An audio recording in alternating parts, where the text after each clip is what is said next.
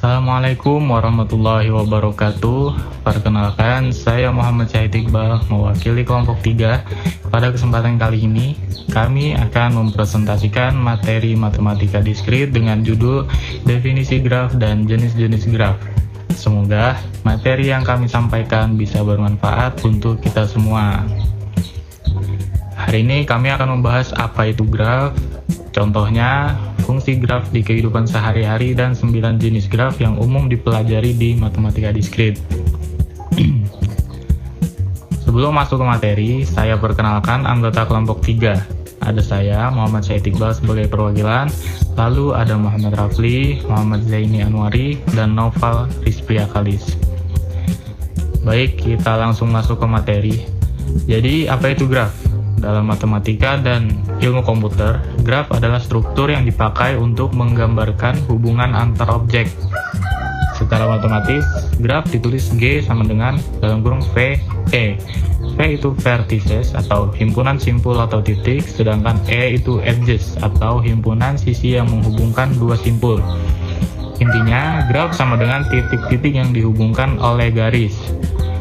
Biar lebih kebayang, kita pakai contoh 4 kota A, B, C, dan D. A terhubung dengan B, A terhubung dengan C, dan B terhubung dengan D. Kalau ditulis matematis, V sama dengan kurung perawal A, B, C, D, dan E sama dengan kurung perawal A, B, A, C, dan BD.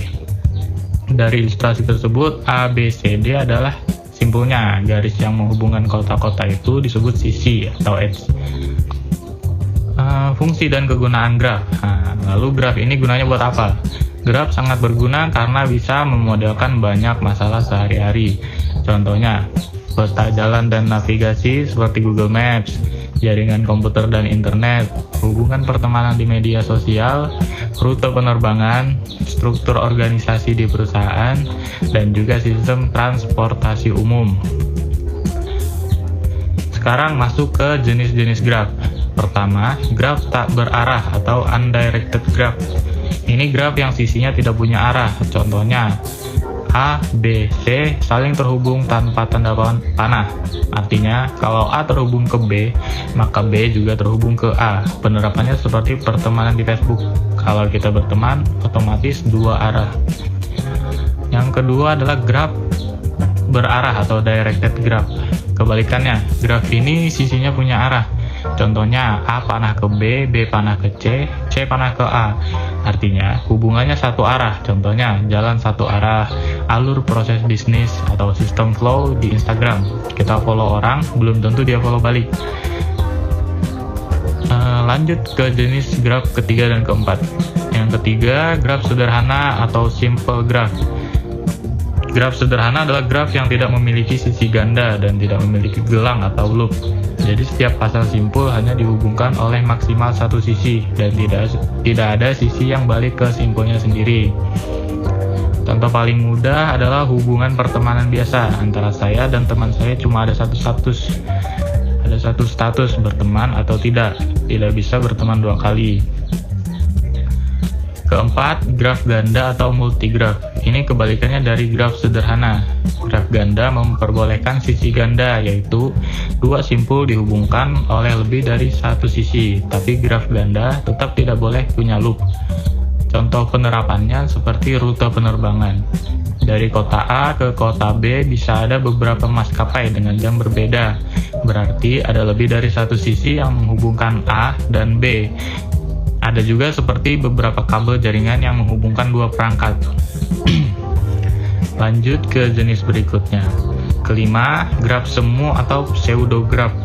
Ciri khasnya graf ini punya gelang atau loop, yaitu sisi yang kembali ke simpul itu sendiri. Contohnya, ada panah melingkar di A. Penerapannya untuk proses yang kembali ke keadaan semula, seperti di mesin keadaan atau state machine. Keenam, graf berbobot atau weighted graph. Ini graf yang setiap sisinya punya nilai atau bobot. Contohnya seperti A ke B ada angka 5, A ke C ada 3, dan seterusnya. Angka itu bobotnya. Contoh nyata, jarak antar kota, biaya perjalanan, waktu tempuh, atau kapasitas jaringan. Lanjut, ketujuh, graf lengkap atau complete graph. Graf lengkap adalah graf sederhana yang setiap pasang simpulnya saling terhubung langsung oleh satu sisi. Gampangnya, kalau ada 4 simpul, maka setiap simpul wajib terhubung ke 3 simpul lainnya. Tidak boleh ada yang terlewat. Contoh, kalau ada 4 orang di grup dan semuanya saling kenal satu sama lain, itu bentuk graf lengkap. Di jaringan komputer, ini disebut topologi mesh penuh, di mana setiap komputer terhubung langsung ke komputer lainnya. Kedelapan, graf terhubung atau connected graph. Graf terhubung adalah graf yang semua simpulnya saling terjangkau. Artinya, dari simpul manapun kita bisa jalan ke simpul lain lewat sisi yang ada.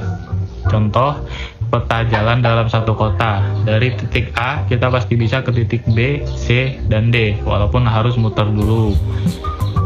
9. Graf tidak terhubung atau disconnected graph.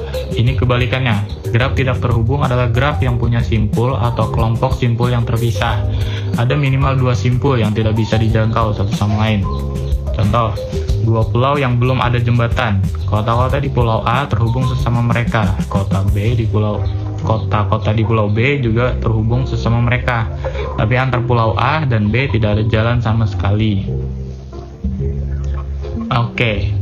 Kita simpulkan, graf adalah struktur matematika berisi simpul dan sisi untuk merepresentasikan hubungan antar objek. Tadi kita sudah bahas 9 jenis-jenis graf, yaitu graf tak berarah, graf sederhana, graf ganda, graf semu, graf berbobot, graf lengkap, graf terhubung, dan graf tidak terhubung.